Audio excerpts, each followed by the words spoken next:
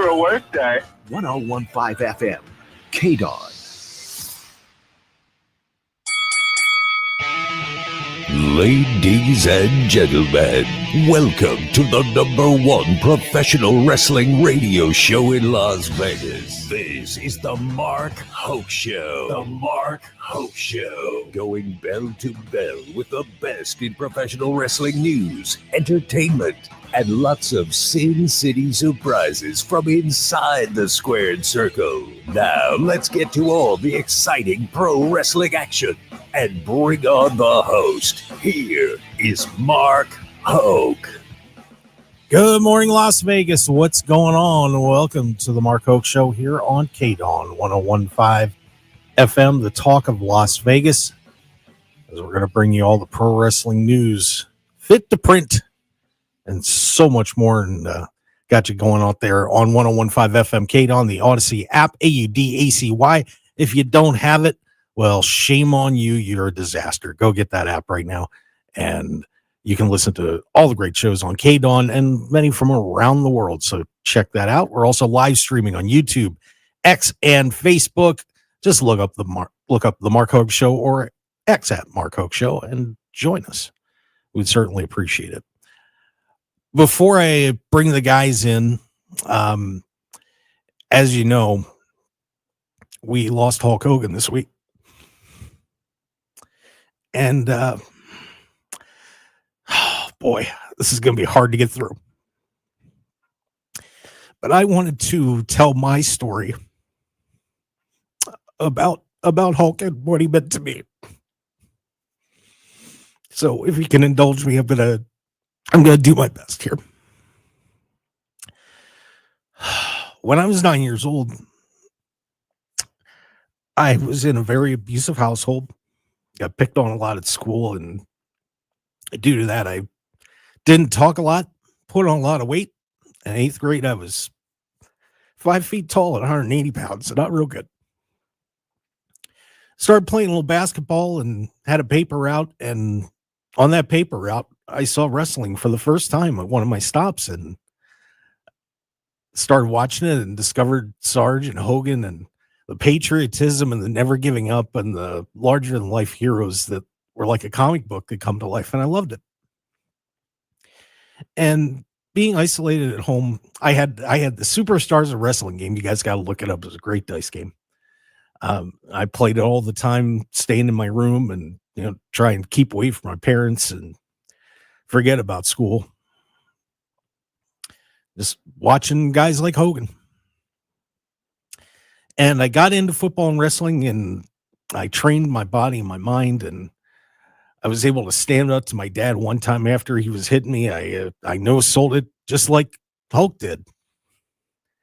And he never did it again. And in sports, I wasn't the biggest guy, and I had to learn to fight and scratch and claw. And I used Hogan as my role model. My sophomore year for football, I labeled my locker as the Hokester. And I brought that attitude not just to sports, but outside it as well. And gained confidence and got better and better.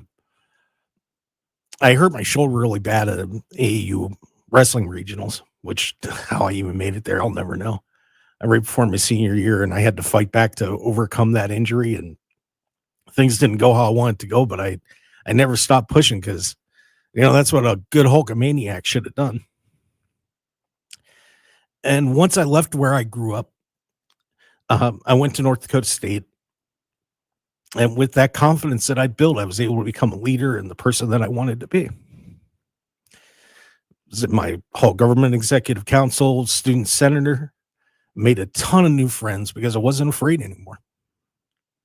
I learned to be bold and outgoing and charismatic, just like Hulk. I started playing volleyball there and won multiple league titles and a Prairie Rose gold medal, which was their state championship, which at 5'7", being a setter wasn't the easiest thing in the world, but that foundation that I laid of pushing as hard as I could and never giving up served me well. And eventually I started coaching volleyball. And over 20 years, I won with my team so many championships, coach of the year awards, with people telling me that we couldn't do it. And I started coaching at my old high school, and program hadn't been very good. We were ignored and treated badly in the volleyball community, and I had enough of it. And we created the Outsiders Boys Volleyball Club, taking on that NWO attitude. And our players bonded over that. We were the invaders, the outsiders, and we started winning. And we had great teams at our high school then, and one of our club teams even finished in the top 15 in the country. And we had bonded over pro wrestling and that attitude that we saw on our TV from Hogan and Austin. And later I was able to step out on my own and started a poker radio show, which I did for a long time, and eventually came out to Vegas with it and started not just doing stuff here, but traveling all over North America. And then the road led to doing something that I really love, bringing my passion for pro wrestling to a lot of people. And I do it because of the gift that Terry Bollea gave to me. And I wanted to give it back to other people, whether they were longtime fans or first-time listeners. I had other successes in my life, like running businesses and some great friendships, and had a lot of failures too. But those lessons that Hogan gave me kept my base strong, and I battled through it. And these last few years probably have been some of the worst of my life, to be honest with you. Dealing with the fall from my divorce, watching my daughter suffer. I just don't know how I got through it, but I realized with the passing of Terry that with the foundation laid by some of my coaches and people I've worked with and friends, and applying the lessons that I got through Hulkamania, and I've got to do better. If he could get through a bad divorce and all the surgeries and the public humiliation, I can get through my problems too. And yeah, I was heartbroken when he made those racial comments, but with all the good that he did, it was hard for me to believe that was truly what was deep down in his heart. He apologized to so many people publicly and privately, and I was able to forgive him. We all fail. And if we were taken at our worst moments, I doubt that any of us would survive that scrutiny. He found God late in his life and was re-energized. And with all the stories you're now hearing from his peers, no matter what their background, their race, their creed, their gender, saying how helpful and nice he was to them and how much he cared, I feel vindicated and still believing in Terry Bollea. So Terry, I wish, especially doing what I do, that I would have had the chance to thank you personally. I wouldn't have broken away from that pain I had to go through in my youth.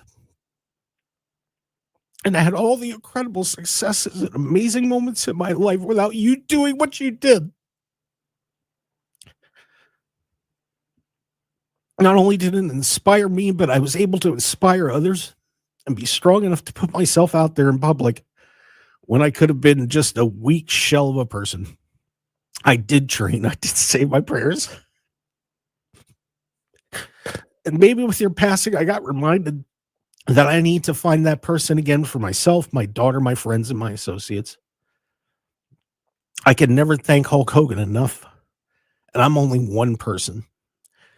I can only imagine how many people have stories like mine. He was and still is a hero and role model to me and to tens of millions of Hulkamaniacs around the world. A part of a lot of us died on Thursday. But let's all remember him for the good he did. How he brought us all together and inspired a whole generation to be better. He'll always be immortal to me and so many people. And though he's gone, Hulkamania will never die. My condolences to all of his friends and family. We all miss him too. And I just want to say thank you. You gave me a gift that I could have never repaid. And I'm going to miss you, Hulkster. And I can't wait till we finally meet, brother. And rest in peace. Hulk Hogan, gone at the age of 71. Thank you for everybody for indulging me on that. I appreciate it. I just felt like it was something I had to do. Let's bring the boys in, shall we now? How about we raise the mood up a little bit? Let's get our fellas in here. Stu Myrick and Phil Stamper. Gentlemen, welcome into the show. How are you guys doing today? Doing good. Hey, by the way, this week we get real, it's preseason, but real NFL football. Hall of Fame game on Thursday. Chargers Lions. Jeez, in Canton, Ohio. That's always a special place. That was my very first sports radio reporting gig, was covering the 2010 Pro Football Hall of Fame induction. That was the class with none other than number 22, the leading all-time rusher in NFL history, Emmitt Smith of the Dallas Cowboys, along with arguably the greatest wide receiver that ever played the game in Jerry Rice. Nice. And I got to cover both of them. That was a pretty special weekend. I would tell you this, guys, we've probably in our careers have gotten to talk and meet some of the coolest people on the planet, and got to be thankful for that every day. Phil Stamper, how are you doing today, sir? What's going on? To be honest, I'm on the tail end of some kind of allergic thing. So if you hear a little like my voice, that's where it's coming from. What? Oh, they have allergies in the Midwest? I mean, I'm in the Mid-Atlantic. Oh, yeah, he's around trees. Oh, well, I'm around. I mean, we got cedar down here, and cedar fever is a, bi-yearly or semi-yearly occurrence. So. Of all the dumb things, I mean, where I live, like the back half of my neighborhood is a swamp. I've lived near mosquitoes my whole life. I actually think I got a reaction from a mosquito bite because my leg has a big circle bite on it, and I'm like, this is not cool. Phil, you're having a bad 7 days. Right. It's been a week. But I think it's time to Hulk up. Hulk up, baby. Right. I have a new board. The computer's back up and running. Yeah, if you missed him, Phil was supposed to be on the show last week, and lightning struck. Literally destroyed Phil's home. Yikes. Well, his electrical system, but anyway. Yeah. But Mark, if I can say, you are the person you've become because you made yourself the person you wanted to be. And you have always stood out as a decent human being and a strong person, and you have the perseverance to have made that happen. And I just wanted to say, thank you for being you, and you are doing awesome work. I'll second that. Thank you, guys. I appreciate it. As you can tell, this has been kind of a hard couple of days for me, to say the least. Let's get into it. Thursday, the news struck early in the morning that Hulk Hogan had passed away from cardiac arrest, and it has been a whirlwind out there, to say the least. But before we get into all the reactions and everything else, guys, let me start with you, Phil. Your reaction to the sudden passing of Hulk Hogan. It was surprising. Because had not been aware of, anything immediate. I guess I've sort of heard since all of this, he might have had something last week leading into this, that his family was around him. So there are things that give me clues to like maybe there had been some things precipitating this, but to the large public, we didn't know. So was surprised. And, you think of the people you had in your childhood and who you think of as your heroes, and you don't expect to ever hear that news. But it happens. This is also a part of life and how we deal with it and process it. Yeah. Stu, your reaction to the passing of Hogan first. It's pretty much the same as Phil. There had been the rumors, which had been denied by his wife, by Jimmy Hart, by others, but it was surprising. By the way, I mean, kind of ironic, who had on their bingo card that Ric Flair would outlive Hulk Hogan? Not a chance. Yeah. But yeah, it was a blow to the wrestling world, a blow to the world of pop culture. You look at what he did, I mean, WWE would not be where they are today, likely, if Hulk Hogan did not drop that leg drop on Iron Sheik in January of '84 to win the WWF World Championship there in Madison Square Garden. I mean, it's impossible to think what might have been if Hogan, say, stayed in the AWA or didn't take that movie role for Rocky III. So it was big news, to be sure. Yeah, and to comment on Phil, what you were saying, had just found this story via, I guess, came from Dave Meltzer. That we, I hate even saying Bubba the Love Sponge's name. I can't stand that guy, but that people were saying that he was in worse shape than he was, and so when he was in the hospital, a report said that Hogan had intubated and was suffering from kidney failure and fluid overload, as well as severe chronic obstructive pulmonary disease, so COPD. So apparently, and had lost the ability to talk in the week leading up to his death. So if that report's correct, boy, that was, that wasn't good. And he was working so hard getting ready for, the Real American Freestyle and promoting the beer and just running around like crazy. And, just, ugh. I mean, I don't know, maybe somebody should have slowed him down a little bit. I mean,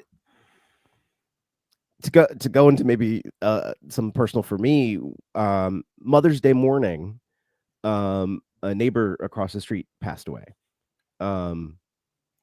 Little older than me, but in his 40s. Very sudden heart attack. Had one 9 years ago. Had been getting in much better shape. Just had a checkup with his cardiologist a couple months ago, and they were like, "Oh, you're fine. Everything's going well." But that was it. That morning he woke up and he was able to see his family really quick, and then he was gone. And that has stayed with me a little bit because you can be in, and he former football player, all that stuff. You can be in amazing shape, but there's things that impact your heart, your cardio workup, all your health. And so it isn't necessarily like how fast you are in your life, how much you need to slow down. It's like you have to make some lifestyle changes sometimes, even if you don't want to, because of that impact it could have to your long-term health. And again, I don't know enough about his medical history to be like, oh, he should have done this. He should have done. No, because apparently, he was getting addressed. He was having different surgeries. He was obviously he was under the care of medical professionals. So like whatever that they were telling him, the leading thing for me was his family was near him when it happened. So I'm like, I have a feeling like they knew, at least like they were circling their own wagons to be like, we need to be around. Yeah. So, yeah, it's definitely a tough time for all people, and some people were, well, shall we say, celebrating, and we're going to get into a lot of the reaction around the world from the passing of Hulk Hogan when we come back here on the Mark Hoke Show. It's Best in Pro Wrestling. I got two of my great pals, Stu Myrick, Phil Stamper, along for the ride, and you. So keep listening. We've got 2 hours of great pro wrestling news and entertainment. Stick around, everybody. We'll be right back.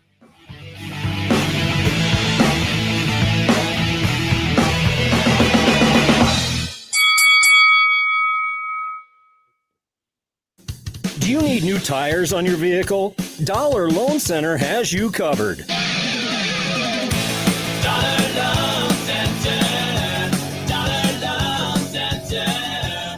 Dollar Loan Center. Potholes, nails, curbs, or just wear and tear. There's a ton of reasons for needing new tires, and a new set isn't cheap. But Don'tBeBroke.com can help.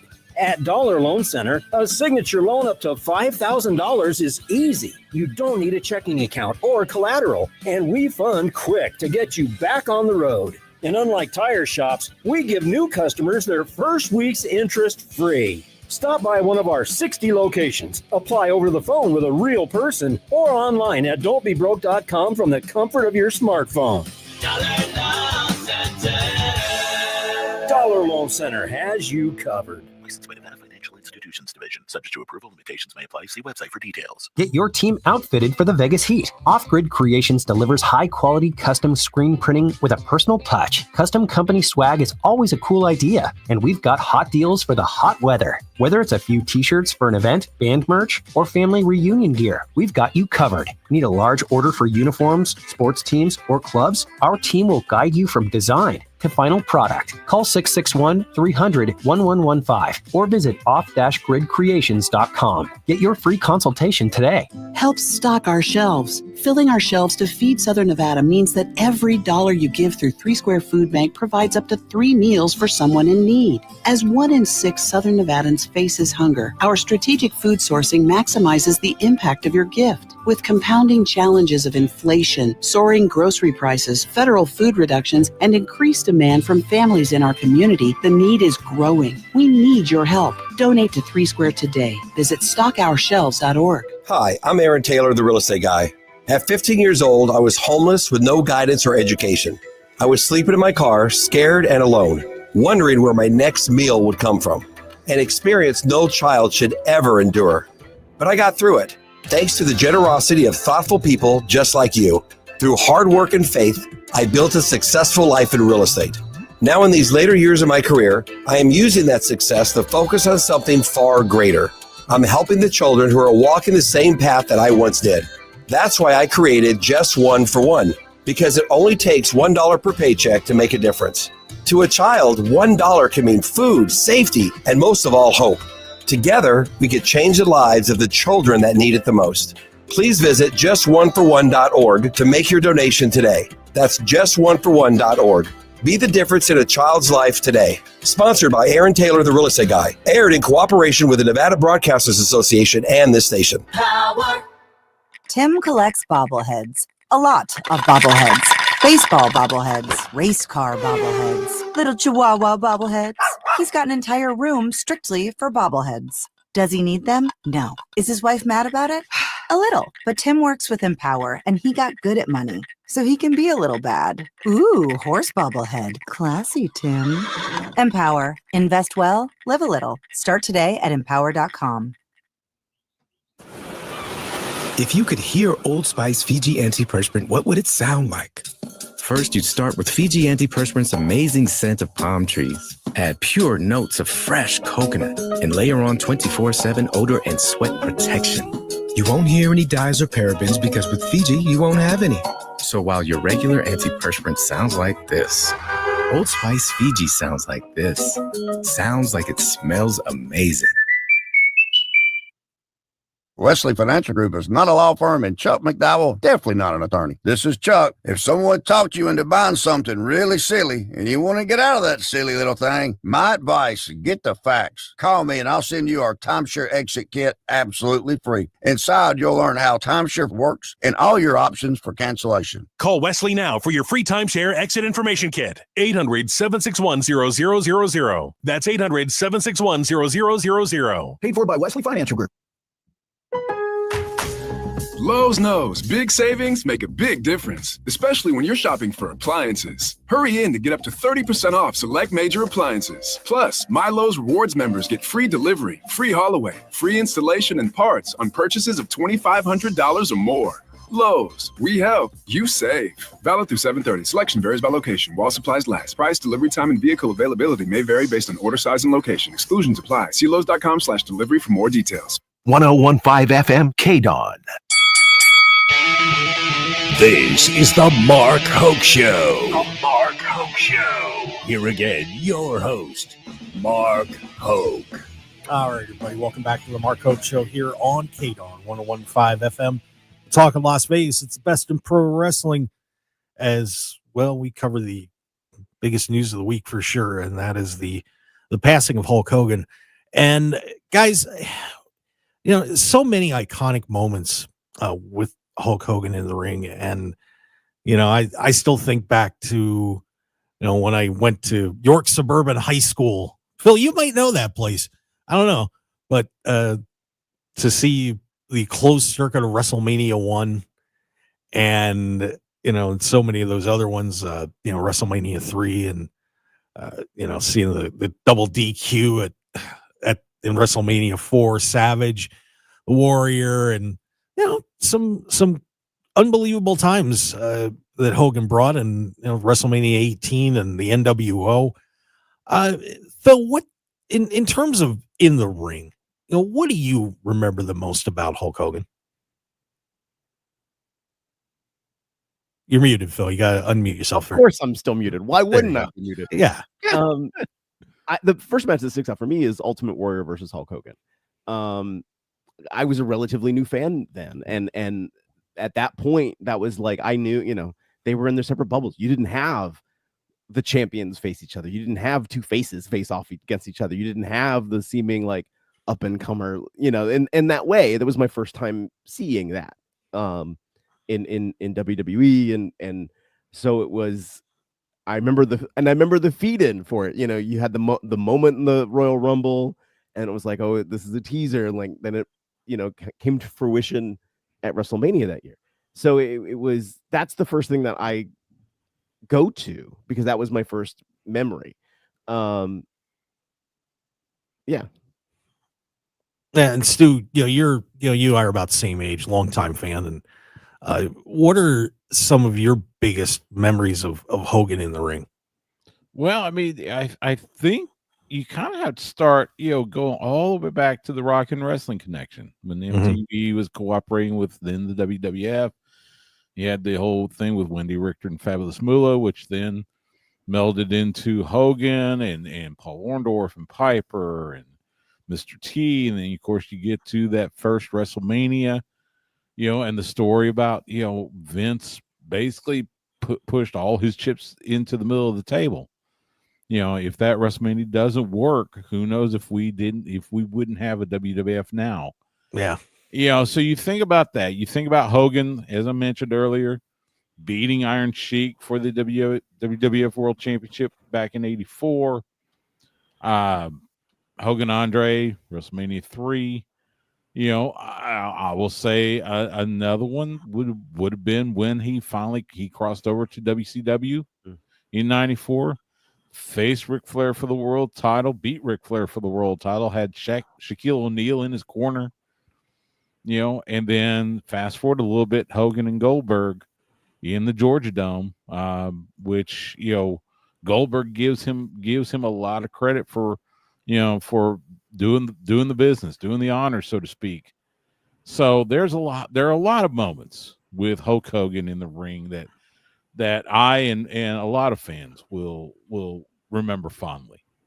Yeah, still WrestleMania 3 was a huge standout for me. I mean, you probably went through this where, the kids at school, I mean, when it happened, the next day was like, oh my God, did you see that? Mm-hmm. He slammed that nasty giant. But it was such a seminal moment because, it was a peak for WWE, and it had so much attention around the world. Well, and just to throw some love to Andre too. In the 70s, Andre and Bruno Sammartino were probably your two biggest attractions, but Andre was easily the most recognizable. He and Ali were probably two most recognizable athletes on the planet. Mm-hmm. Yeah, I would say so. And there was the talk. You hear, of course, the stories now about they were worried leading up to that match at WrestleMania 3 whether Andre would really pass the torch, so to speak, where he was going to do business. Because it's not like you can't make Andre do what he didn't want to do, right? So there was some question, and then when they finally get to the match, Andre, being the honorable man that he was, does the deed, and you have that moment, and it was probably the first example I ever experienced of somebody passing the torch to another. Yeah. We've seen it countless times since, but that was probably the one that I remember most. Yeah. And, you go back to the NWO and the turn, probably, I remember exactly where I was sitting, what TV I was watching. I will never forget that moment. And I was mad at first, and then I'm like, hey, you know what? Time went by, and like, I'm going to order a t-shirt. It was pretty cool. And, just what he did with WCW and turning his career around, because the act was getting a little stale. And then the match with The Rock at WrestleMania. I mean, those clips have been all over the place popping up. I mean, what a crowd, what a match that was to watch Hogan having somehow turned that crowd against The Rock. It was incredible. And what both those guys did in reacting to that. It's one of the greatest matches of all time to me. And by the way, I mean, all the credit to Michael Cole for what he's been doing for almost the last 30 years with WWF. But you hear that match, and of course, Jim Ross on the call, and Jim gave that match the gravitas it needed, and he really painted the picture of the crowd coming up for Hogan and Hogan hulking up, and you could hear the crowd growing and growing and growing, and it was just, man, that was as organic of a moment as I could remember throughout my time watching wrestling.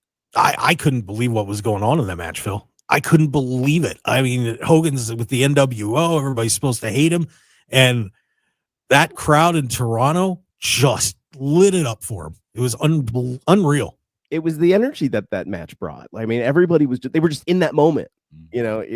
Everything sort of slid away of like heel and face and whatever had happened the last 10 years. Like, it was that moment that everything had been building to, because it was The Rock versus Hulk, these two iconic figures in wrestling. So it was, I mean, just the experience of it was amazing just to watch. Well, and a lot of discussion has been going on online that I've seen about if Hulk Hogan hadn't been the guy that WWE could, well, the WWF at the time could have still done what they did. And, it was a combination of, to me, it was a combination of Vince and having the right guy there, because I see names come up, but I just can't imagine somebody else having the charisma and the ability to carry WWE into that moment and onward like Hogan did. Some people were saying, well, Savage could have done it. I don't know. I mean, there were a lot of guys that came around, but they had their personal problems and everything else, and putting that giving Hogan the rocket and letting him go. It's could they've done it eventually? Yeah, probably, but having Hogan be that guy there was just lightning in a bottle to me. It'd have been something very different. Oh, sorry, Mark. No, go ahead. It would have been something very different. I said Mark, I meant Stu. Sorry. It would have been something very different, I think, if you didn't have that experience with Hogan. And because he had a crossover experience in that audience then. Like, he was a movie star now, even by that point. So it's sort of like he was bringing in that attention too that other folks weren't. And even in some interviews Hulk did, like, he took a little bit of what's the right word I want to use? He took some concern from the wrestling business, because you didn't do acting if you were in the wrestling business at that time. Yeah. And he took flack for doing that. And he's like, I might not ever go back to wrestling because I did this movie. And then so I could imagine, like, would we have gotten Terry Bollea, the actor, and never saw him again in professional wrestling? Wrestling would have gone down I think a different path. I don't know if it would have gotten to the successful point the points it's gotten to since then. I think, like you said, it would have taken a lot longer and a lot of different reconfiguration to make it happen. But without Hogan, I that's really hard to say. Well, and again, you mentioned about Hogan taking flack for taking that Rocky III role. Vern Gagne, he was in the AWA at the time. Vern did not want him acting. He was totally against it. And that was part of what precipitated Hulk Hogan leaving the AWA and signing with Vince. And I think what you said about lightning in a bottle, I think it was the absolute perfect storm. Vince trying to take WWF National. Hogan comes along. He's the guy that Vince could use to springboard the promotion. it was the coming together of a lot of factors and a lot of luck. Let's not sugarcoat it. That and a lot of wrestling is like that. We could play what if on countless scenarios. What if Ric Flair doesn't get in that plane crash? What if David Von Erich doesn't die in Japan? We play that all the time. And the fact of the matter is, Vince was able to have Hulk Hogan be his center point, and the business exploded. Yeah, it was really, I mean, you look back on that time, it was really brilliant planning by Vince, to go to MTV, because that was where the national expansion really started for him, is going on MTV, with Cyndi Lauper and Wendy Richter and Captain Lou and setting up that huge match. And then, at the end of that match, look, Mr. T's coming in, Hulk Hogan comes in, and Piper, and you're bringing Piper into the whole thing. And it just was, it was pretty smart stuff, to say the least. I mean, some forward thinking on Vince McMahon's part, and had the right people in place for sure. So just something to look back on there. All right, let's take a break. And when we come back, obviously there was some dark side stuff to Hulk Hogan as well. And we're going to get into that, because I'll tell you what, the internet, it was not a pleasant place to be at times over the past couple of days, to say the least. So we're gonna talk about the other side, the Terry Bollea side a little bit when we return on the Mark Hoke Show. I've got Stu Myrick, Phil Stamper. It's the best in pro wrestling news and entertainment here on KDAWN 101.5 FM, the Talk of Las Vegas. We'll be right back.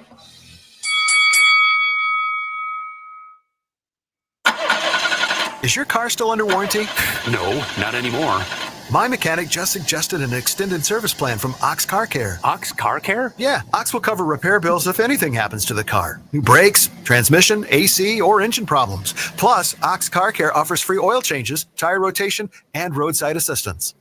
Wait, you pay nothing on repairs? Ox gets it fixed? Free oil changes, free tire rotation, and free roadside assistance? Yeah, you don't pay. Ox pays. Ox even has a 30-day money-back guarantee and is A+ rated on the BBB. They handle their claims from start to finish, unlike those other warranty companies.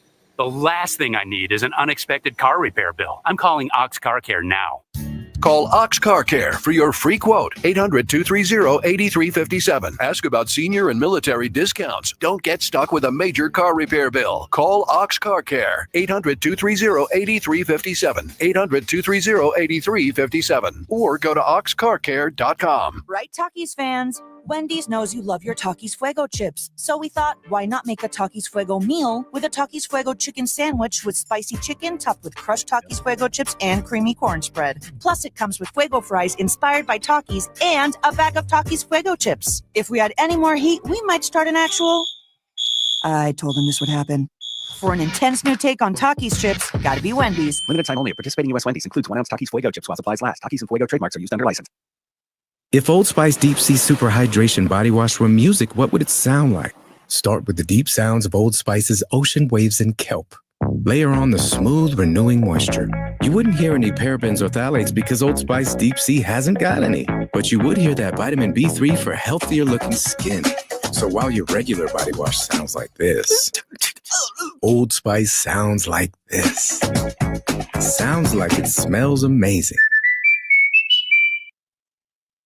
I'm still going for it, even with higher stroke risk from atrial fibrillation and a regular heartbeat not caused by a heart valve problem. Over a 3-year study, Eliquis apixaban tablets reduced stroke risk better than warfarin, and over 97% of Eliquis patients did not experience a stroke. A first stroke occurred in 2.9% of warfarin patients versus 2.3% of Eliquis patients.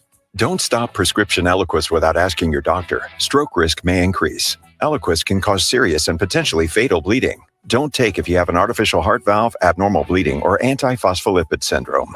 While taking, you may bruise more easily or bleed longer. A spinal injection increases blood clot risk, which may cause paralysis. Get medical help right away for unexpected bleeding or bruising, or back pain, tingling, numbness, muscle weakness, or incontinence. Aspirin products, NSAIDs, SSRIs, SNRIs, and blood thinners increase bleeding risk. Tell your doctor about planned medical or dental procedures. Learn more at Eliquis.com or call 1-855-ELIQUIS. 1015 FM KDAWN. You're listening to the #1 professional wrestling radio show in Vegas, The Mark Hoke Show. The Mark Hoke Show. Now, here again is Mark Hoke. All right, we're coming back here with more of the best in pro wrestling on KDAWN 1015 FM, the talk of Las Vegas, also streaming on the Odyssey app. And we are also live streaming on YouTube, X, and Facebook. Just look up the Mark Hoke Show and you can join in the fun. We love to hear your comments. Positive, negative, hit us, baby. We got it. We'll answer everything you want to fire away. So the internet was kind of a foul place at times over the past couple of days. And, that does stem from the comments that Hogan has made over the years, a couple of, especially the one referring to his daughter dating someone that he didn't want her to. And, I got to say that, but first, it's obviously sullied the reputation of Hogan and was something that he was trying to overcome for years and years. He was apologizing to a lot of people. Some people didn't feel it was sincere. You wonder, after especially seeing a lot of the reactions and things that people have said in a positive nature, was this deep down what Hogan really was? Was he truly a racist? And but boy, I'll tell you, some people said some rotten stuff, and two wrongs don't make a right, do they, Stu? No. Okay, first of all, the internet is not, internet wrestling community is probably not the greatest place to get a valid viewpoint of anything, because we all know social media is fake. As one of my favorite TV characters in the world, Wayne on Letterkenny, says, Twitter is a cult. There is a dichotomy. There's Hulk Hogan, the character that we saw in the ring, the hero, and then the villain, then back to the hero. Then there's Terry Bollea and his personal feelings. And I think before the audio recordings, I think part of it was the whole sex tape where he allegedly had sex with Bubba the Love Sponge's wife, whether that was consensual or not, whatever. And then, sued Gawker. Of course, he won that lawsuit. Gawker had to shut down. So there was that. Then the audio recordings come out where he uses some racial slurs. There was a report that he even said that he was, quote, racist to a point, end quote. So there's that. That definitely, did not help him in any aspect. WWE separated themselves from him for about 3-4 years. He did come back. He apologized. Now, was that apology valid? I think it depends on who you're talking to. Yeah. Because there was a sense that he was apologizing for getting caught, not necessarily for what he said. So there was all that. And then fast forward to last year, and this, this depends on your bent politically. He shows up at the Republican National Convention, throws his support behind Donald Trump.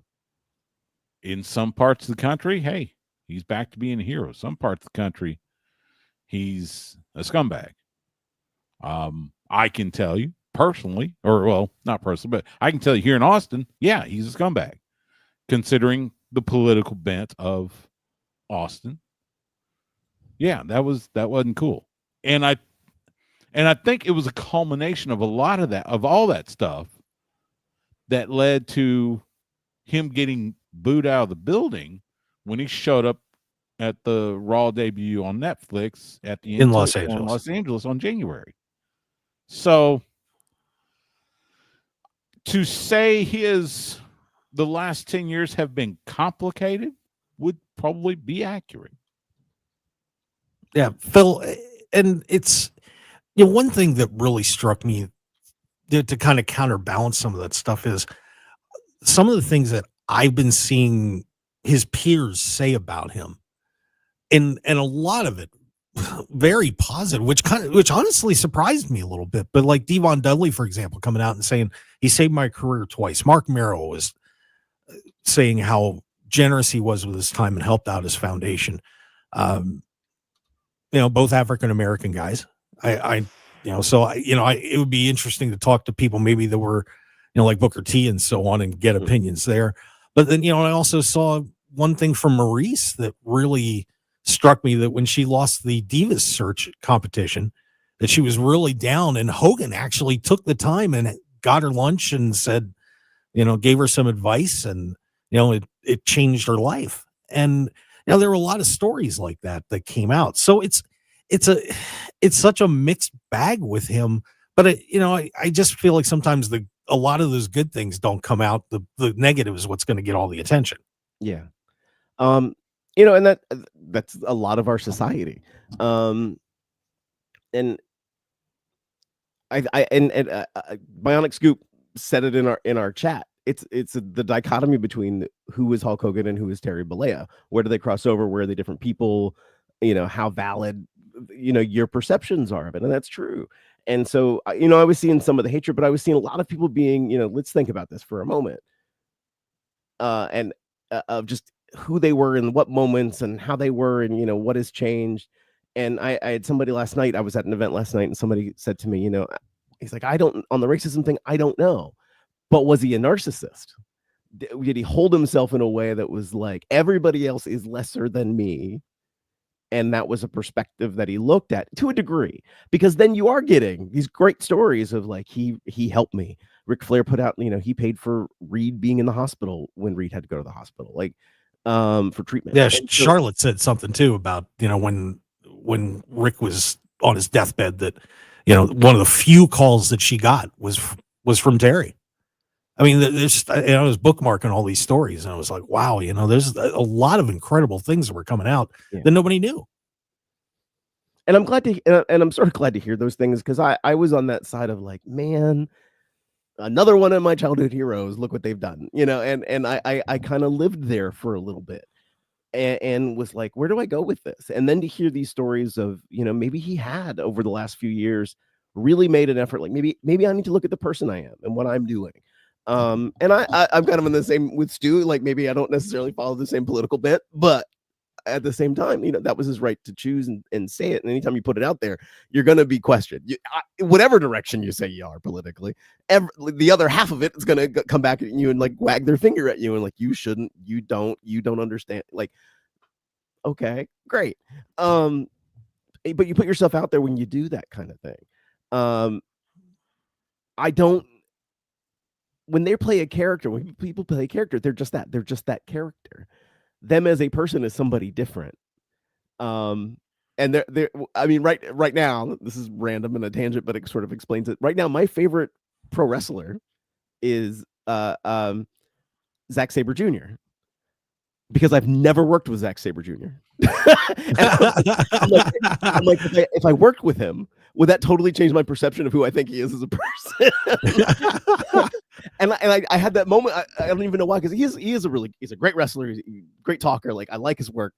And I was sitting there one day, like, yeah, it's my favorite wrestler. And I was like, I've never done any work with him. Is that why I like him as a wrestler? That's funny. That is funny. And I'll even point out, so Mark Henry, of course, co-host on Busted Open, co-host of the Morning Kickoff here in town on AM 1300 The Zone sports radio station with my good friend Mike Harge. He even put Hogan in his Mount Rushmore, and this was after he had criticized him before, but Mark puts Hogan in that Mount Rushmore, talking about how nobody could nobody could be what Hulk was. And and I trust Mark's word over most. Mm-hmm. So it gives you pause to think about where Hogan's wrestling legacy lies in the world. Yeah, it's interesting to go through and check it out, and just be careful when you start scrolling, because you're not going to like some of the things that you see, to say the least. But Never read the comments. Never read. Yeah, that's a good idea. But anyway, we're going to keep it going here in hour number 2. We'll continue our discussion on Hulk Hogan. But we also had a TNA Slammiversary. We got Travis Scott getting banned. All sorts of crazy stuff. And the ladies, are they just doing this to get an OnlyFans? Oh, my God. Unbelievable news coming out of the wrestling world. And we're going to have it all for you. I've got the great Stu Myrick, the amazing Phil Stamper, and little old me, Mark Hoke. Thanks for being with us here on the Mark Hoke Show. We'll be right back.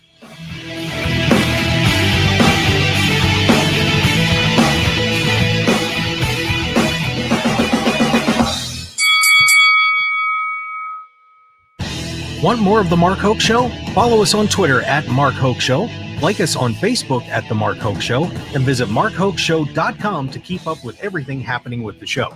And remember to check out all of our archive shows on YouTube at The Mark Hoke Show and download our podcasts at markhokeshow.podbean.com and all your favorite podcast outlets. So join the Mark Hoke Show family today, and thanks for listening. Ready to hit the road in a new ride? One Nevada Credit Union believes your life should be rewarded. With a new or refinanced auto loan, One Nevada will let you skip payments for 90 days. You really can drive now and pay later. At One Nevada, we offer freedom from payment stress and more money in your pocket. So you spend less time worrying about financing and more time enjoying the drive. Our one focus is you. Check out the benefits of a One Nevada auto loan today at onenevada.org. Federally insured by NCUA. Equal opportunity lender. Ready to hit the road in a new ride? One Nevada Credit Union believes your life should be rewarded. With a new or refinanced auto loan, One Nevada will let you skip payments for 90 days. You really can drive now and pay later. At One Nevada, we offer freedom from payment stress and more money in your pocket. So you spend less time worrying about financing and more time enjoying the drive. Our one focus is you. Check out the benefits of a One Nevada auto loan today at onenevada.org. Federally insured by NCUA. Equal opportunity lender. There is no known safe amount of marijuana use during pregnancy. Marijuana is not safe for pregnant or breastfeeding women and their babies. Everything a mother eats, drinks, or smokes affects her developing baby or enters her breast milk. Just like alcohol and tobacco, using marijuana can have negative effects for your baby. Any form of marijuana may be harmful during pregnancy and while breastfeeding. Marijuana can affect your ability to care for your baby or someone else's baby. It is best for women to quit using while pregnant and breastfeeding. If you are pregnant or a new mother using marijuana, you are urged to seek help to quit. Pregnant women receive priority admission at state-funded treatment centers. Visit SoberMomsHealthyBabies.org. That's SoberMomsHealthyBabies.org or call 211. This message sponsored by the Nevada Division of Public and Behavioral Health, aired in cooperation with the Nevada Broadcasters Association and this station.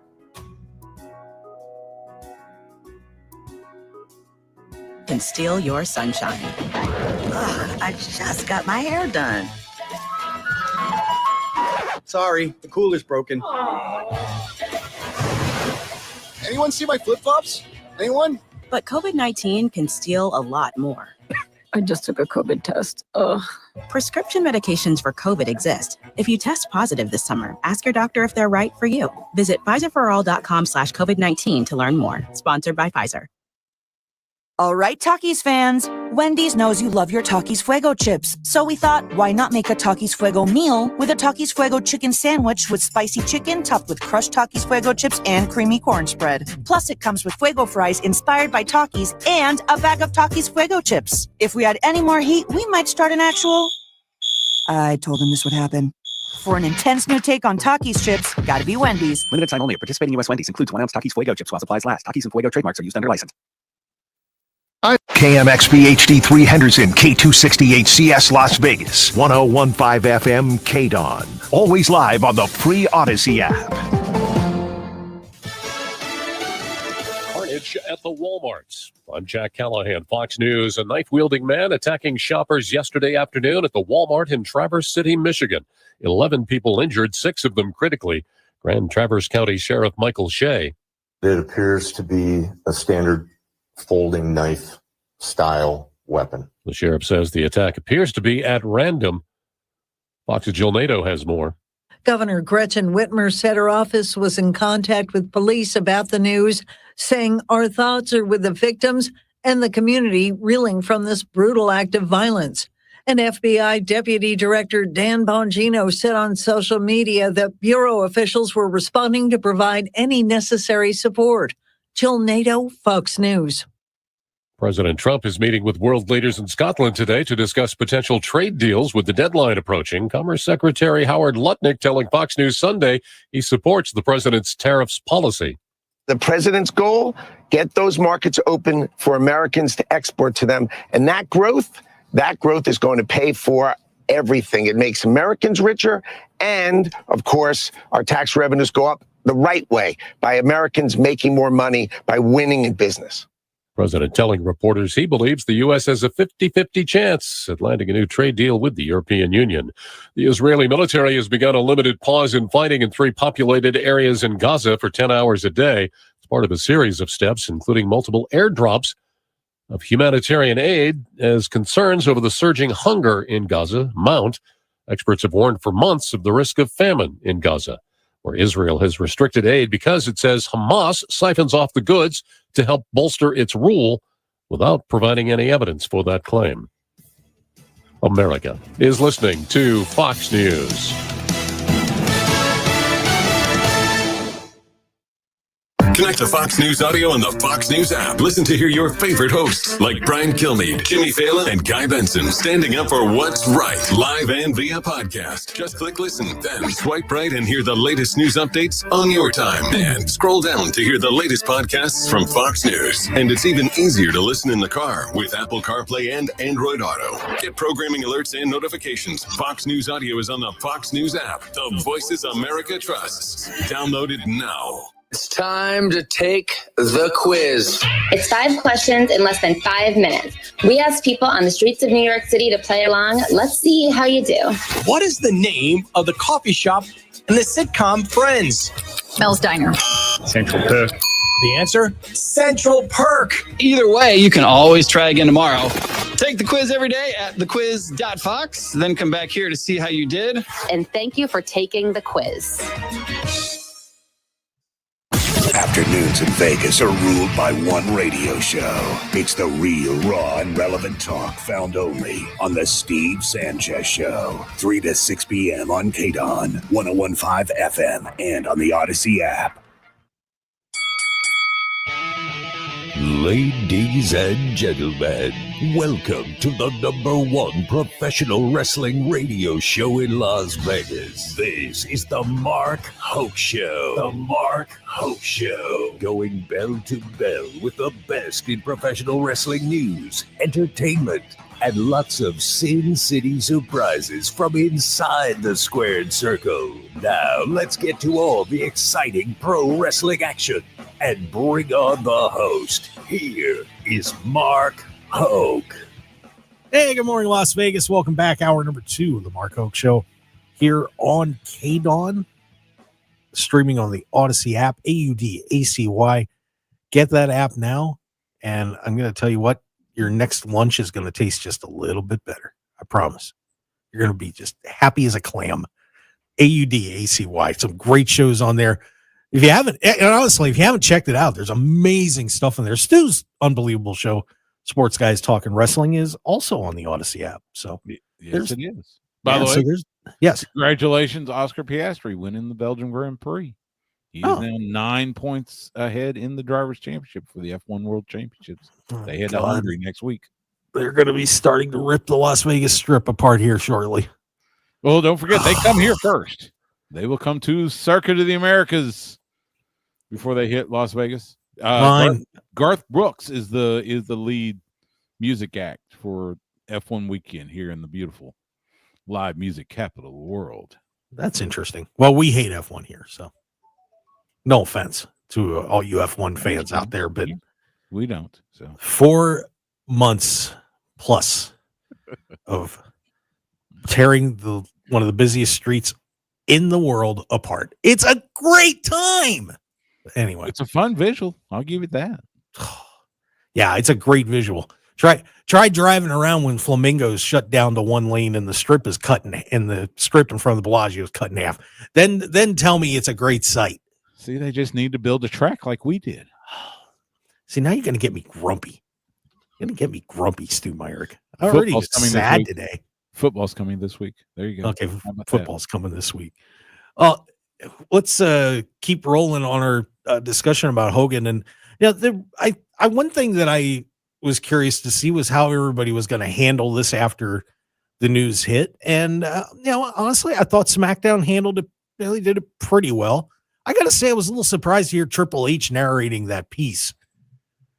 From what I understand, they didn't get along that well. But and by the way, did not show Hogan's final championship moment. Just throwing that out there too. They showed the tag title when he won it with Edge, but didn't show him pinning Trips. I wonder why. But but SmackDown, I thought they handled it pretty well. But AEW caught some flack this week for this. That they finally talked about. They had Tony Schiavone finally talk about it on Collision. But they apparently Hogan was banned from AEW a long time ago because of the comments that he made. But did AEW deserve the flack that they caught? And did you like what you saw on SmackDown, Phil? I did. I mean, because of my travel, I sometimes don't get to sit down and watch wrestling on a Friday night.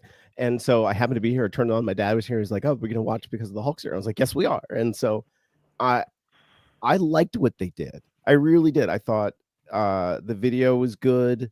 They didn't address anything of any controversy. It was, this is the success. This is the person. This is our character of Hulk Hogan that you, all the fans, know of. And here's some great things and great highlights, and let's talk very positively. And so I think it was the right tone. It was the right note. I saw even criticism of Eddie Guerrero got more when he died. I was like, what are you guys talking about? So many things have changed since then. Two, he was not well liked and well received all the time. And the last time you saw him, he was booed out of the building. It's like, okay, so don't celebrate everything in the beginning, but then don't let that sort of hatred seep in that people were sort of sharing and putting out there. Go for the big moment.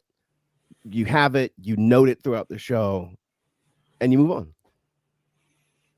Stu, what did you think? And did AEW deserve catching some straight fire there? No. And I'll tell you why.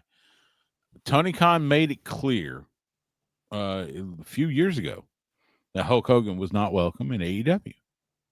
I mean, and it's his choice. He's the owner of the company. Whether you agree with it or disagree with it, it's his choice.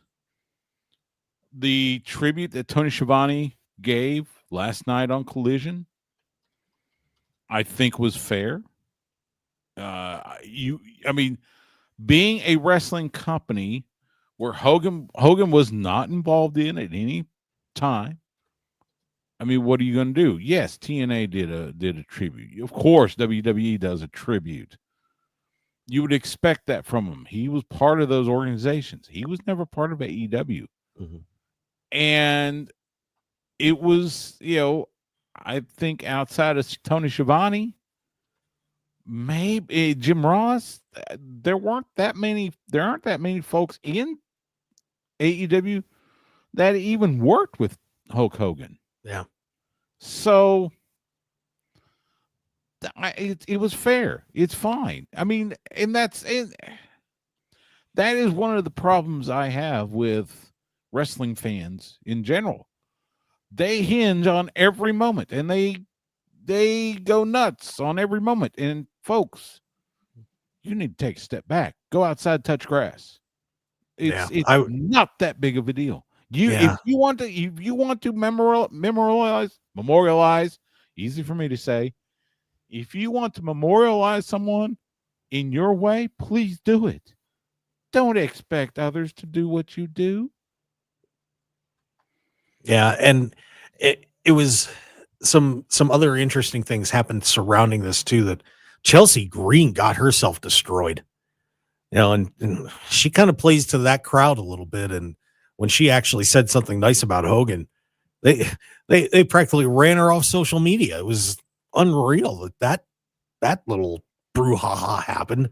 But what was your general reaction to what you guys saw on social media?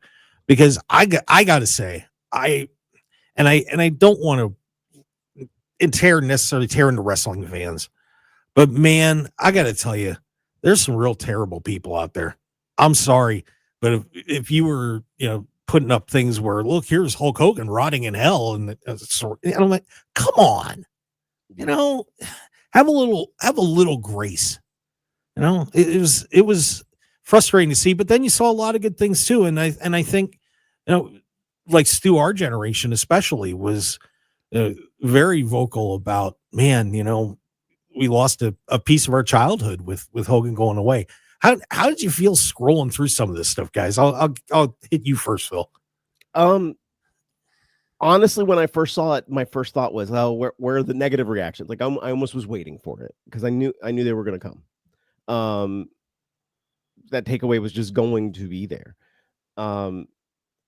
That's why I think WWE did the decision they did and how they did their celebration, and I think it was appropriate. And they moved on because they knew if they lingered, there probably would be some hatred, maybe even from their live crowd. And so I think they did the good step of what they needed to do.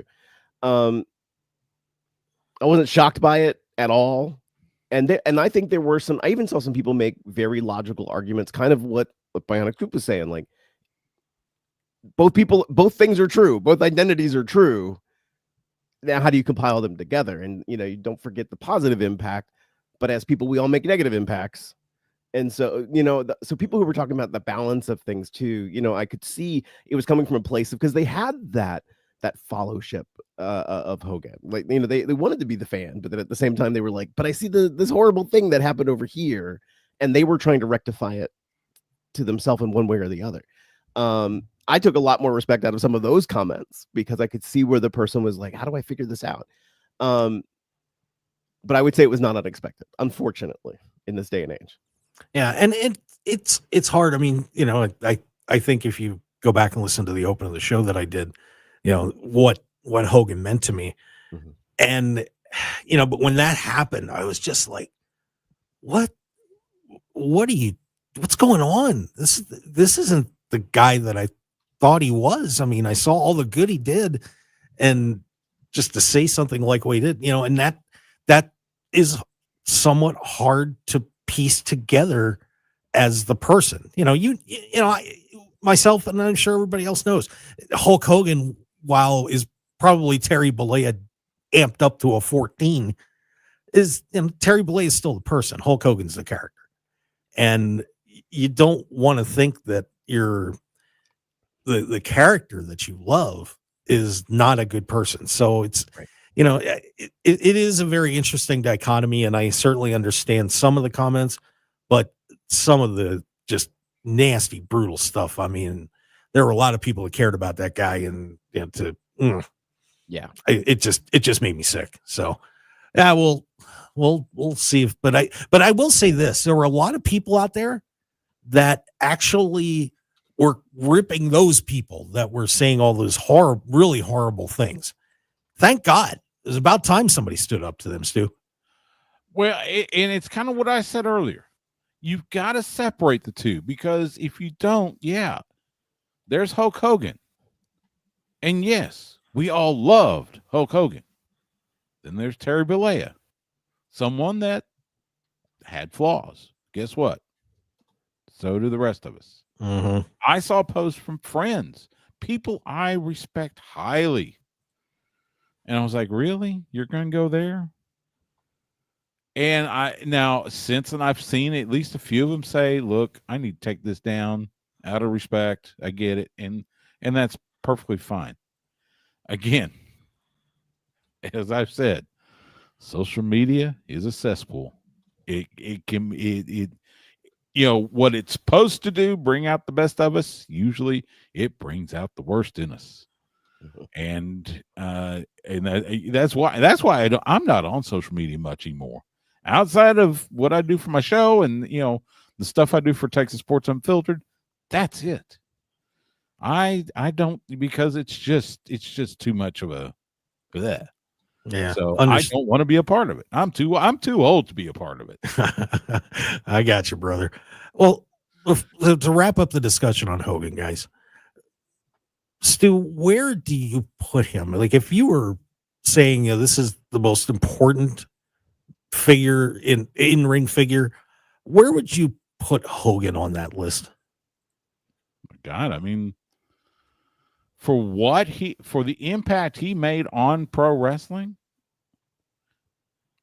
it's hard to argue he wouldn't be number one.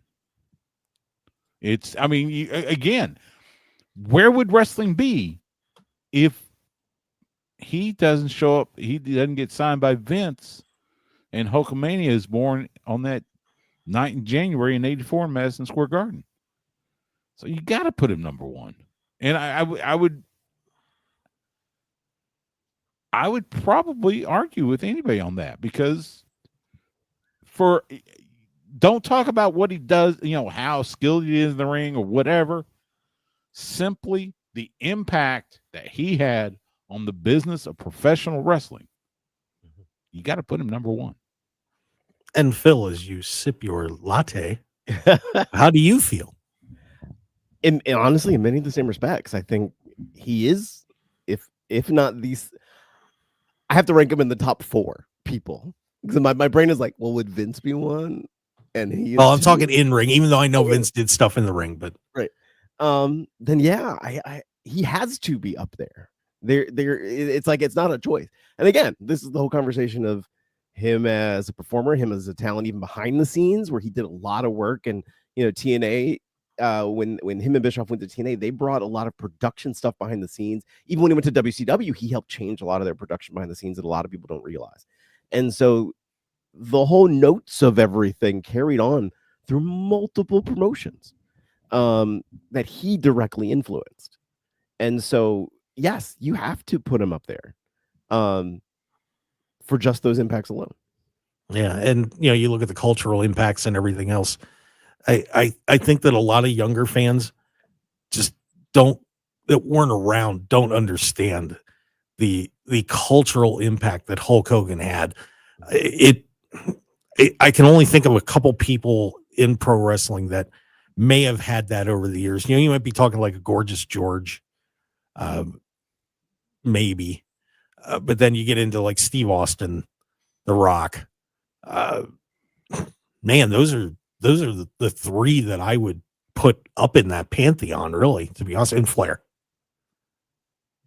Yeah, I would definitely agree with that 4. But and look, as much as Ric Flair, I would say Ric Flair is probably the greatest world champion of all time. But again, I don't think you have the other 3 if you don't have Hogan.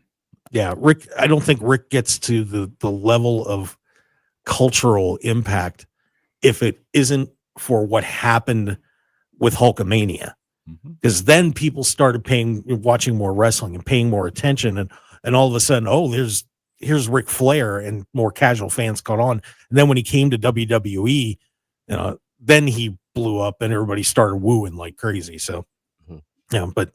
Yeah, Rick's still kicking, man. I'll tell you what, everybody still loves that guy. All right, let's get a break in, and we're going to start breaking down some of the other news of the week.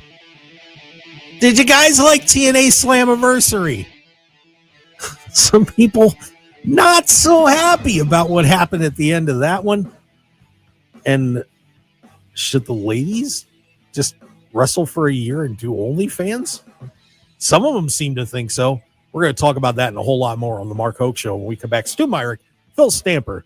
We'll be back in just a minute.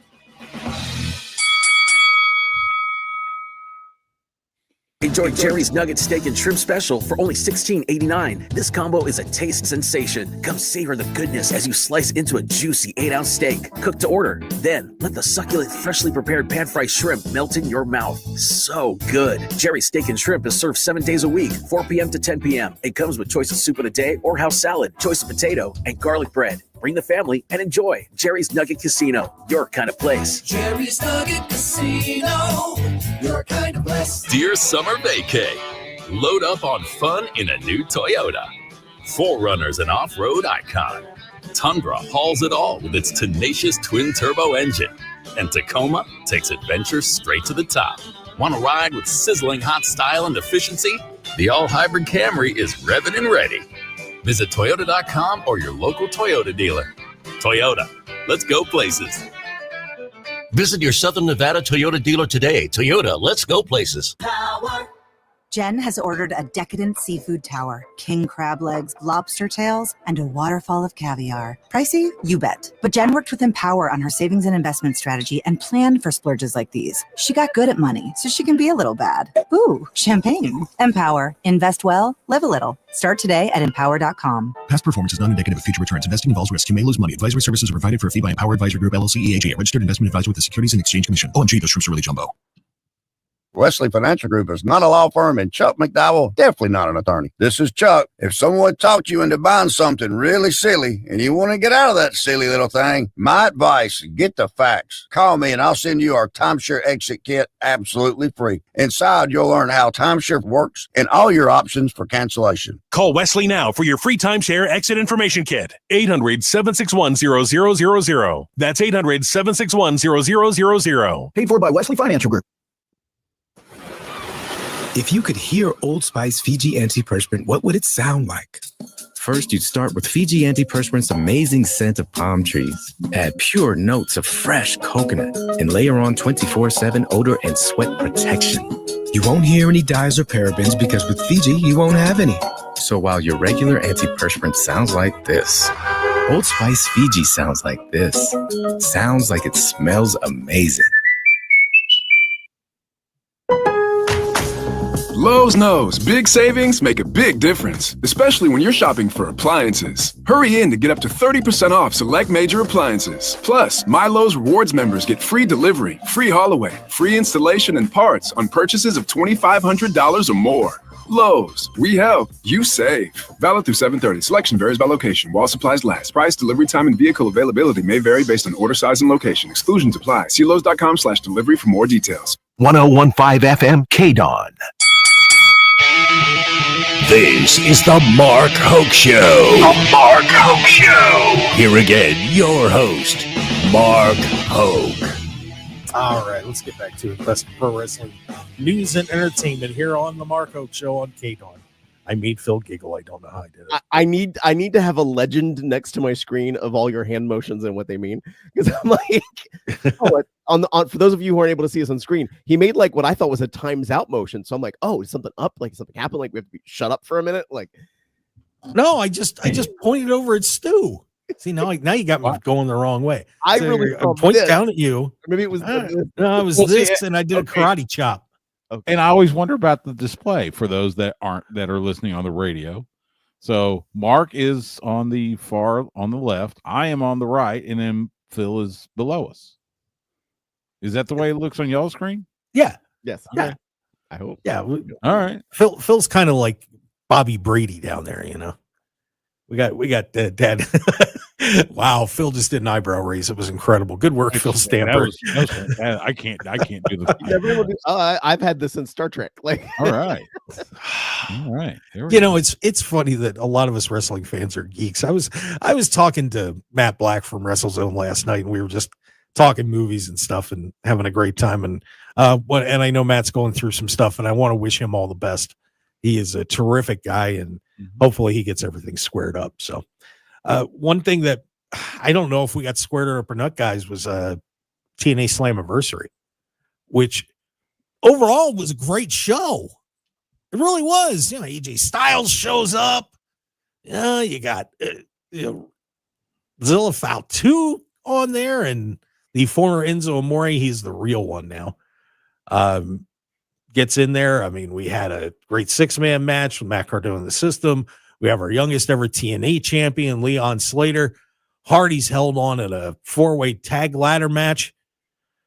But controversy for some winners here, as we have JC Jane is now the NXT and the TNA champion, which, you know, that's all right. You know, pretty cool for her to get that honor. But, man, up in Long Island, Trick Williams holds on to the title with those thousands of fans going crazy, beating Joe Hendry and Mike Santana, who's from up there. And even Carlos Silva had to get online, the owner of TNA, and say, look, it's the way it goes sometimes. Not going to make everybody happy, because not every card has a happy ending, does it? But just a question for you guys. Should they have pulled the trigger and had Santana win up there? What do you think, Stu? It's hard. It's hard for me to say, because I was listening to Wrestling Observer Live, and I think Brian Alvarez had a pretty good scenario that it, at least on the surface, seems like maybe they're going for, where you now have 2 NXT wrestlers holding the top titles for TNA. I think what they're going to do is at Bound for Glory, that's traditionally been TNA's biggest show. That's when TNA gets those titles back in the form of Mike Santana and I guess Masha Slamovich. So if that's what they're going for, I can understand it. I'm not crazy about, and this is part of, kind of the part of the overall thing about TNA cooperating with WWE. How much, power does WWE have when it comes to having their talents on a TNA show? Mm-hmm. It always makes me a little uneasy.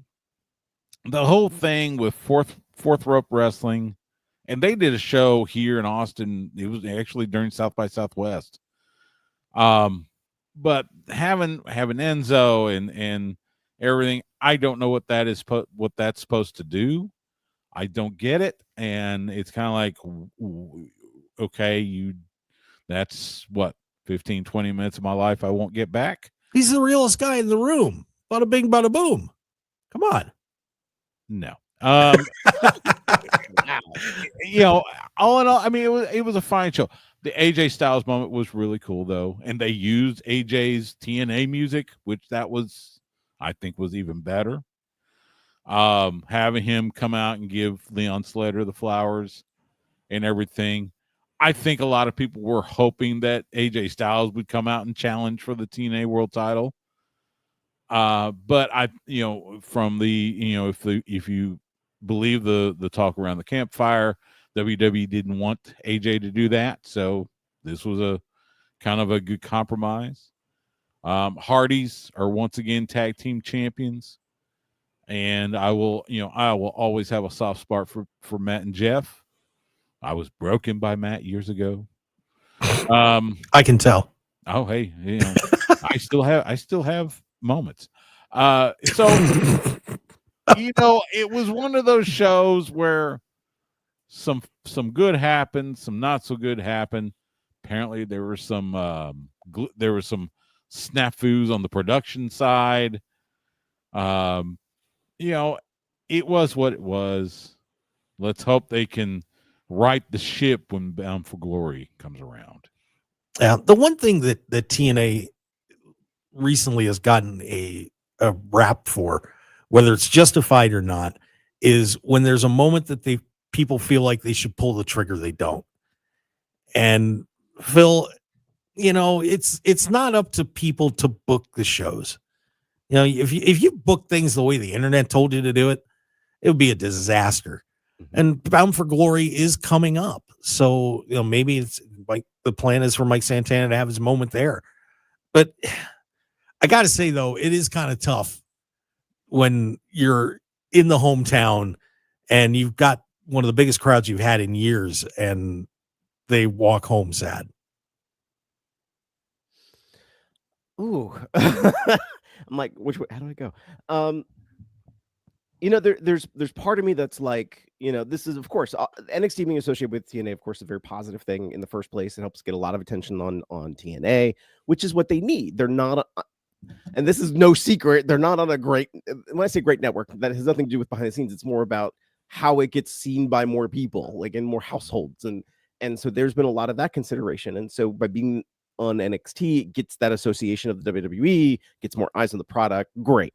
I know there's some question marks that are out there about Trick and his in-ring ability. And so the way they took care of him in this match, that basically he wasn't in half the match, great, because that's probably where he, in that moment, and they got to highlight then Santana. So what you're saying, to prep the audience for what they might like.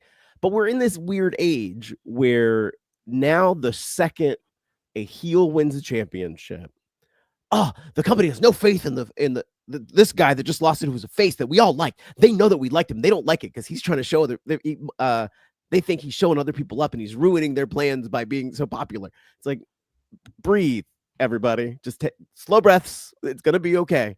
Because it's not always a grand conspiracy. And guess what? It is also a grand conspiracy because it's professional wrestling and they're trying to get an emotional reaction out of you. So guess what? You're getting an emotional reaction so that next time when it happens, great. I don't know if it will be Santana. I don't know if they want somebody who doesn't have that sort of, prominent WWE experience to be the WWE guy, even if it's somebody on NXT. So I don't know if it will be Santana. I'm not saying I don't want it to be. I'm not saying he's not good enough. I think he should be, but I don't know, and how this comes all together between NXT and TNA. Who has that conversation? Who has that?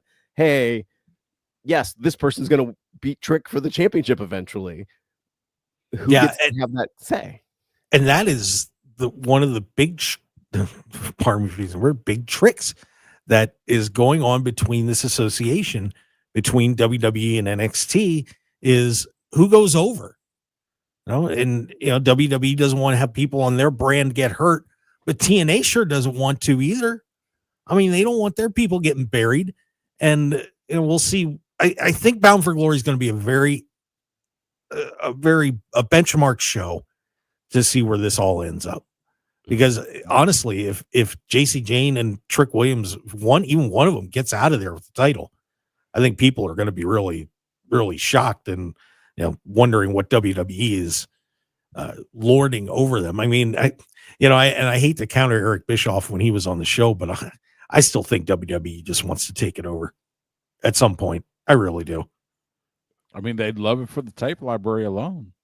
Mm-hmm. Think of all those AJ Styles matches back in the day, or think of Motor City Machine Guns. They held the TNA tag titles for a while. There is some value in TNA, and sure, why not? So we'll see how that all turns out with our good friends over at TNA. Let's talk a little bit about somebody who's not a friend of WWE anymore, and that is Travis Scott. Travis Scott is apparently on the outs with WWE now after the amazing use of him at the John Cena heel turn and the stunningly unreal, unforgettable use of him at WrestleMania in the main event. And if you can sense the sarcasm dripping out of my voice, it is. Apparently, WWE has had a full falling out with Mr. Scott, who apparently just wasn't putting in the time, and they just don't like him. Phil, the impact of this, because WWE just loves to use their celebrities lately. But do you realize, when you really think about this, that they took this guy, inserted him for no reason in the John Cena heel turn, and did that horrible Walker smooth glide in with John Cena and really ruined the main event at WrestleMania this year? What a waste. What a waste. I mean, come on. Either finish this up or no. Oh, God, it makes me mad. To a degree, because remember before Mania, there was the earlier spot you got to see him in. Oh my gosh, my brain is blanking. He was in the heel turn. Came down with Jey Uso. Yeah. Oh, that yeah. With the blunt. I forgot about that. And so that's great public relations. Well, so for me, WrestleMania was the end of it. Okay. The second it came out, I'm like, oh, he's gonna cause the distraction. I knew it was coming, and I was like, okay, that's the payoff. Great. don't have to see him again. So like to me, I'm like, okay, this is great because this doesn't change my perspective of what was going to happen. Or because WrestleMania also does this in the last couple of years, sometimes with its main events, that we don't talk about the main event of Mania until next year's Mania. And so like will we see Travis Scott in the last 2 seconds of this coming year's Mania? I'd love to know who made that decision to involve him in the first place, because that person needs to get a kick in the head. I have a feeling I know who it was, just a hunch, but just that I'm torn on celebrities being in. Look, Jelly Roll seems to be putting in the time. I'm going to give the guy credit, but I don't care about Jelly Roll in a tag team match. I don't. It's bad. I'm sorry. It's bad. And putting Travis and you bring out a guy in Travis Scott, never done anything for WWE before. Never. And all of a sudden you're putting him in the main event scene with John Cena and The Rock. What are you talking about? Sorry, Stu, but this was a F minus, like a Q minus to me. I have been criticizing WWE over the last few weeks. They seem to care more about celebrity moments than they do about the wrestling in the ring. You see however many celebrities they show off, that are attending their shows. And now again, being, I'm about to turn 57 years old. I would say at least 3/4 of the folks they highlight, I have no clue who they are. I couldn't care less. Travis Scott's one of them. I abhor Logan Paul.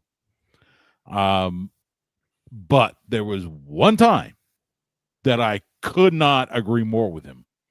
When Logan Paul, and it may have been a backstage video or something, and he was talking about the theme, the Travis Scott song they used for WrestleMania. And Logan Paul said, if I have to hear that bleeping song one more time, I'm going to kill somebody. I couldn't agree more with him. That thing just grated on me. So the fact that Travis Scott is no longer welcome, fine. Please, for the love of God, let him just go do whatever he does, and let's get on with the show. Replace him with Young MC. Who's that? Bust a move. Don't just stand there. Bust a move. Yeah. All right. No, sure. That was an 80s song. Come on, Stu. I was listening to hair bands. Maybe Gerardo. I'm listening to Motley Crue and come on. I mean, Tommy Lee. Let Tommy Lee come back in here. He can take the spot. Hold on. Where's my Kevin Federline? I don't think Tommy Lee's healthy enough to do this. Let's look. We lost Ozzy. We don't need to lose any more heavy metal legends. All right. Yeah. And by the way, rest in peace, Ozzy. By the way, who was heavily involved with WWE. He did a lot of cool stuff with them. So part of WrestleMania 2. Yes, he was with the British Bulldogs. Right. Yes, it was a little odd, but yes, he did do that. Why not? Yeah. Let's see. Let's take a break now. Then I can file into the rest of these stories, because there is still some interesting things going on, like this OnlyFans epidemic among the ladies. And there's 2 people in WWE whose contract is apparently running out here in about 4 or 5 weeks, and they haven't been re-signed, and the fans are up in arms. Who are they? Stick around. You'll find out on the Mark Hoke Show when we return. Stu Myrick, Phil Stamper, and Mark Hoke. We'll be right back.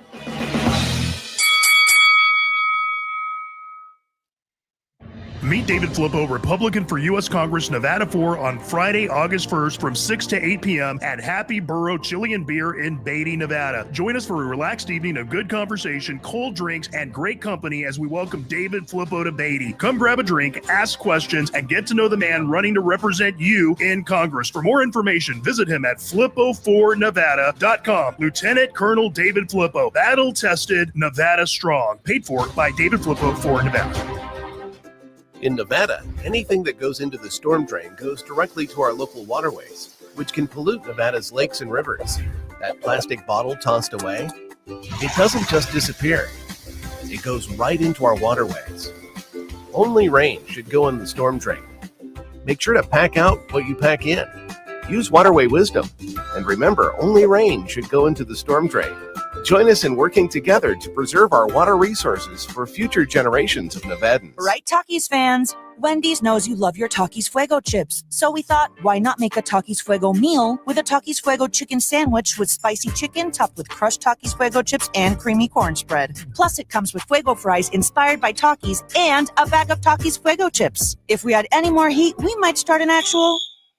I told him this would happen.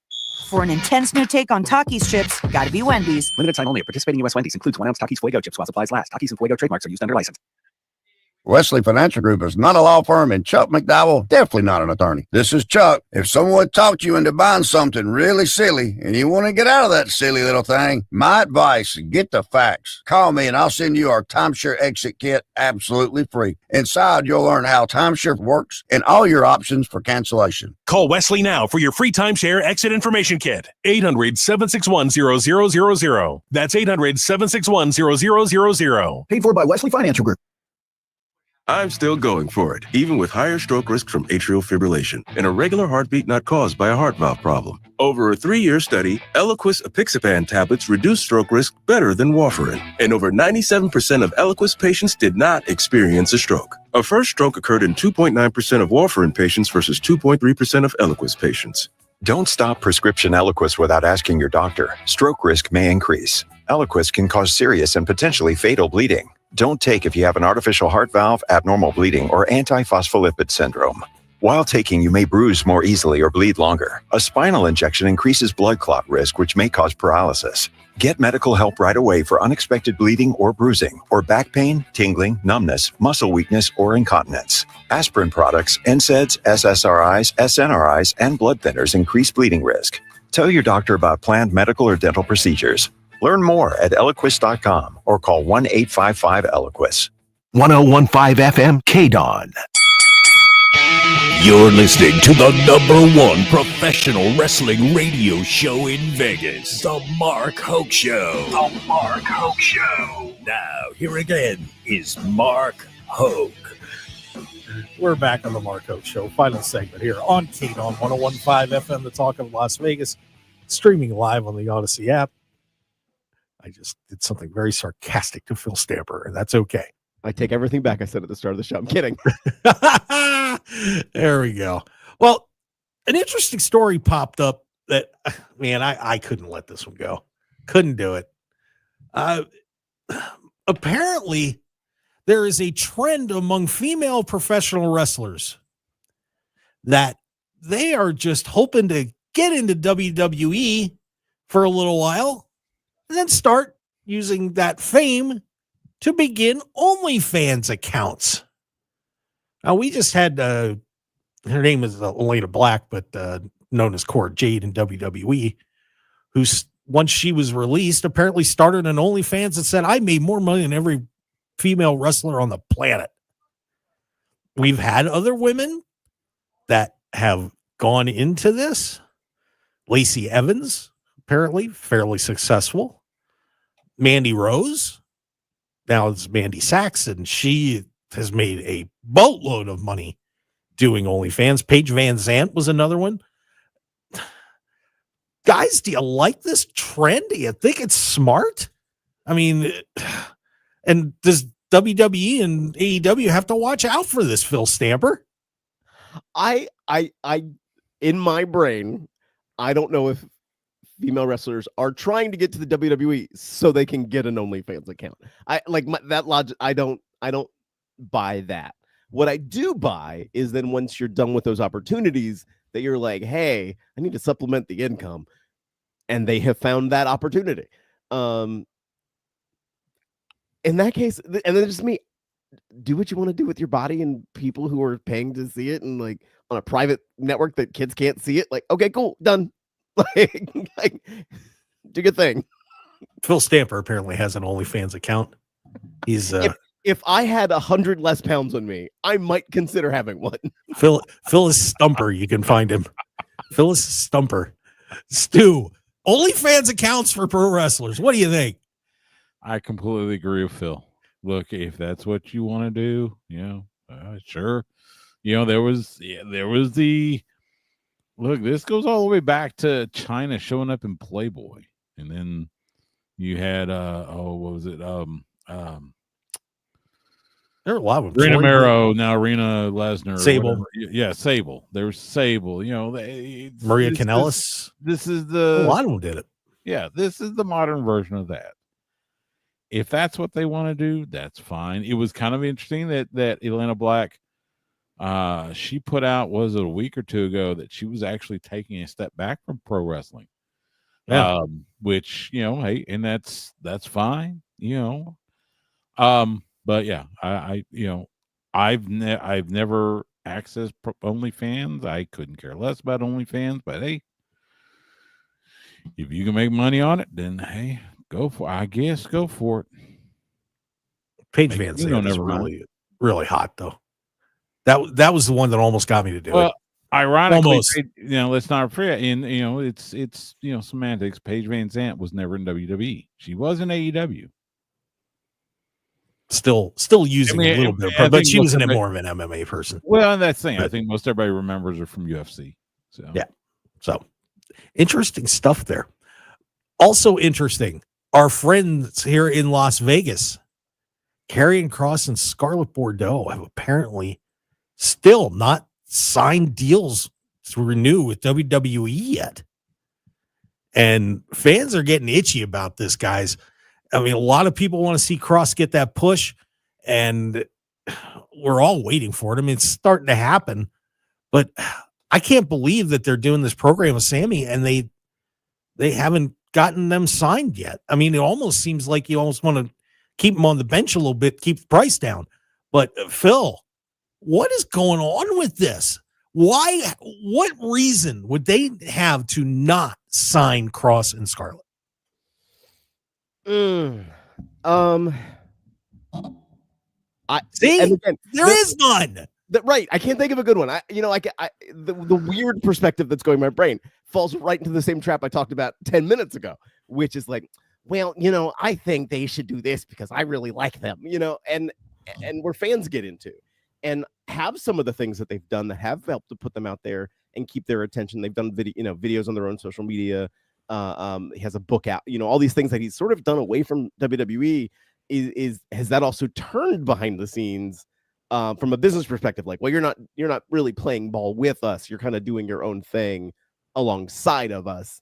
Be one of us, and he's not. We need to make him a WWE automaton. Right. And again, now am I going to fan theory? Like, am I going into that? Is this just, being held under wraps because they are going to do it and everything's going to be good business and you'll see this big rise of Karrion Kross starting in the fall? They don't resign his contract, and then there's this new character that they introduced named Killer Kross. Like, I can see that coming too. So I'm curious what will happen next. I love Karrion. I've been a big fan of his for a long time, and I've worked with him, and I've had the opportunity to work with him. And he's one of the few people I like that I have worked with. So, so I hope the best. I hope they do. I hope it's just a moment where they're like, it's the negotiation points. It's just the finalizing of dotting I's and crossing T's. It's not like a big thing to worry about. There's a month away. A lot of things can happen in a month. Yeah, I can't see them not re-signing them, Stu. I mean, what? To let them slip away to AEW would be such a huge mistake. And they're great people, by the way. This is like, again, because football season is right around the corner. This is a little like your favorite player on your favorite team negotiating a new contract with that favorite team or negotiating with another team. Yeah, it happens. The business side is the business side, so and like Phil said, a month left. A lot can happen in a month. So let's tap the brakes here just a bit. Let's see what happens. Yeah, we'll see what happens. A lot of people in Las Vegas are trust me, they're flipping out about it. That's for sure. So Oh, that was interesting. I heard a sound. Okay. We also had something fun happen down in AAA over the weekend, guys. And I don't know if you saw this, but Dominic Mysterio showed up. Apparently, he's going to now challenge for the world championship down there. Everybody went nuts over Dominic, but they also went crazy over the supposedly racist character of El Grande Americano.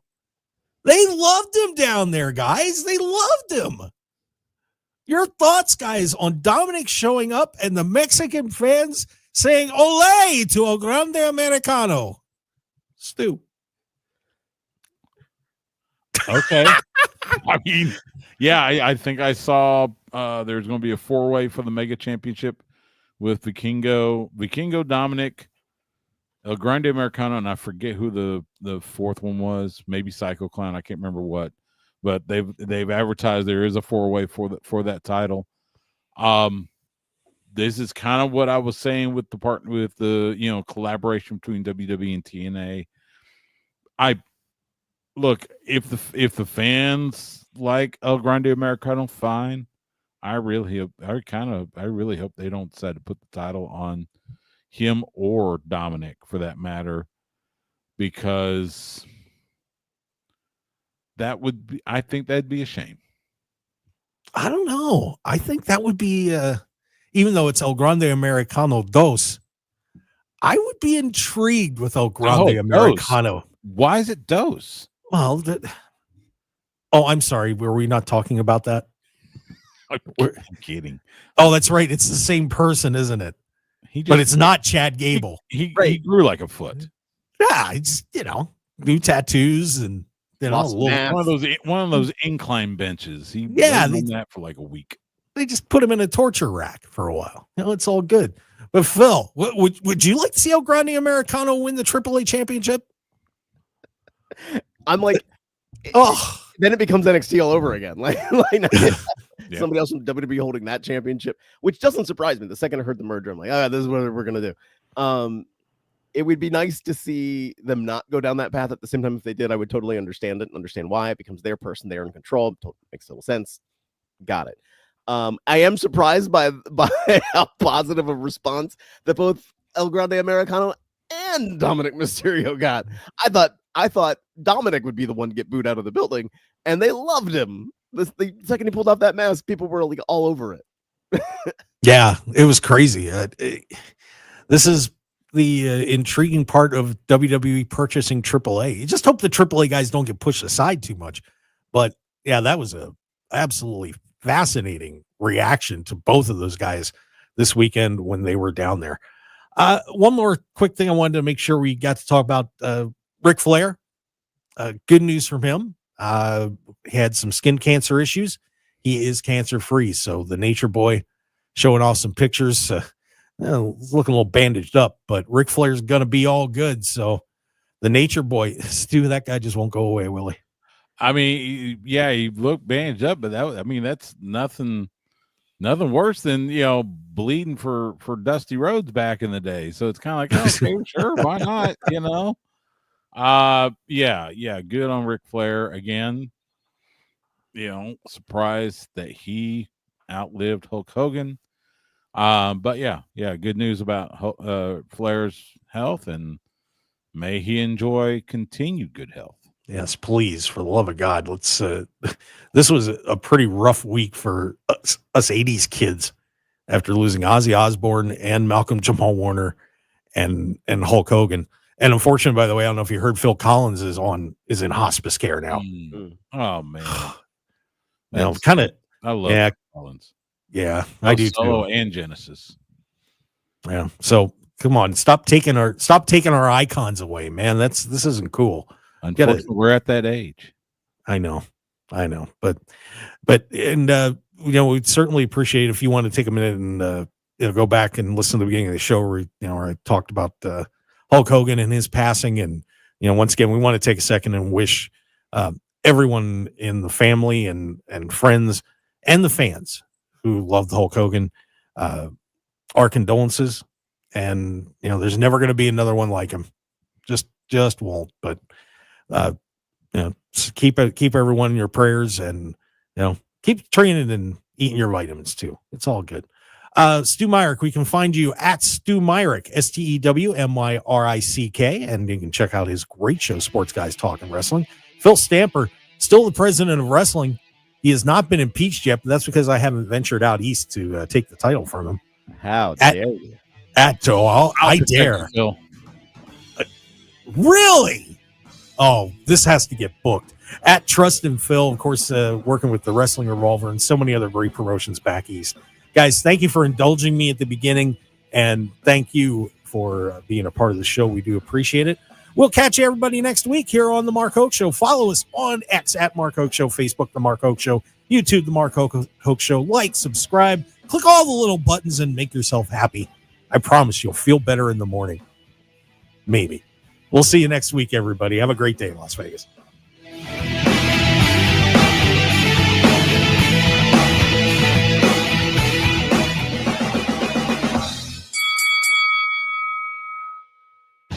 Want more of The Mark Hoke Show? Follow us on Twitter at Mark Hoke Show, like us on Facebook at The Mark Hoke Show, and visit markhokeshow.com to keep up with everything happening with the show.